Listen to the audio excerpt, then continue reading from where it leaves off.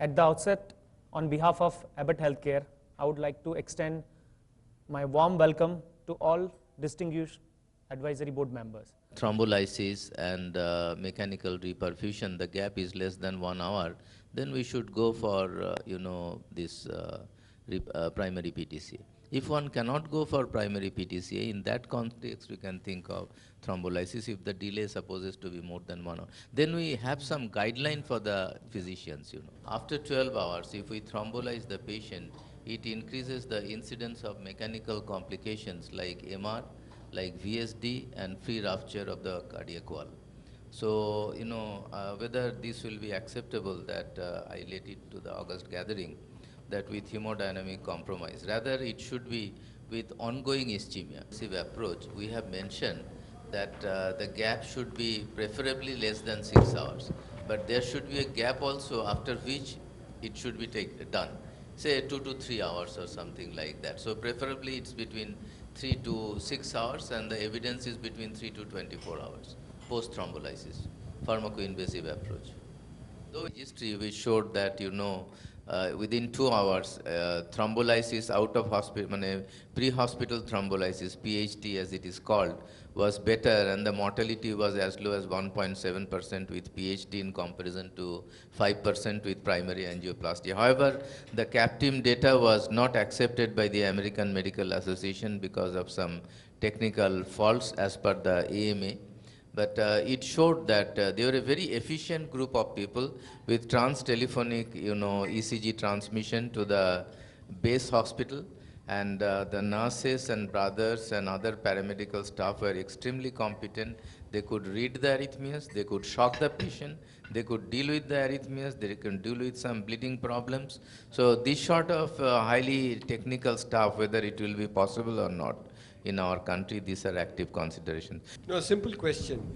You have a physician or in a PHC. Would you like thrombolytic therapy to be given in a PHC or not?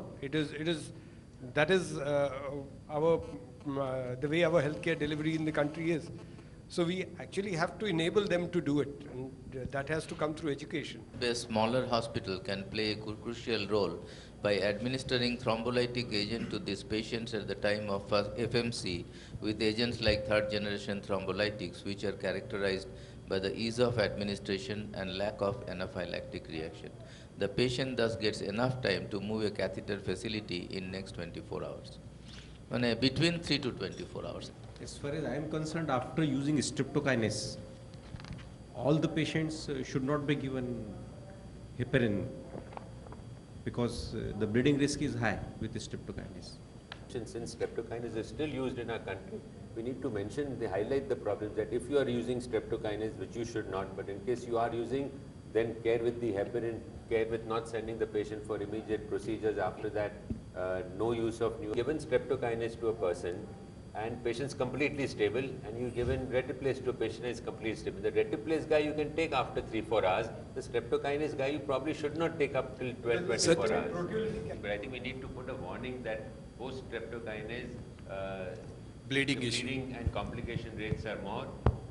Therefore, the same time interval of 3 to 4 hours post thrombolytic should not be applied. Applicable, yeah. Suppose a thrombolysis is given 6 months prior with streptokinase and now reinfarct requires a thrombolytic again.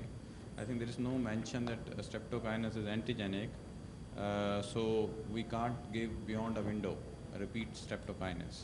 Beyond 3 or 4 months, antibodies are there of streptokinase, but so it can't be reused.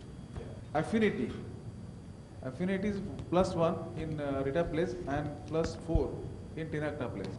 So they can penetrate the thrombus more and more reperfusions occur. 1 point. Second point is that in one of the trial they are shown the reinfarct chances are 9.3% versus 4.2%. So these are two data which can differentiate between these two. Here mentioning it's here only. The most important thing, the weight adjusted. So the first dose given wherever at home or in the hospital, and then transport in here. The interval is only important in here. At least the study, 30 minutes. So which you can give, maybe wherever, depending upon.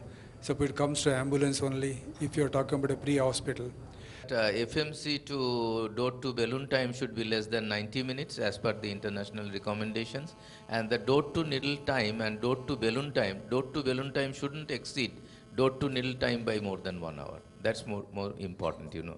If somebody can get the lysis, but after 2 hours you're going to get the balloon, so that's not acceptable. Then lyse the patient, send the patient for pharmacoinvasive therapy. Late thrombolysis after 12 hours should be considered seriously because it can lead to mechanical complications. Just a point of caution, because you know some people, junior people, they don't understand what's the significance of grade 2B.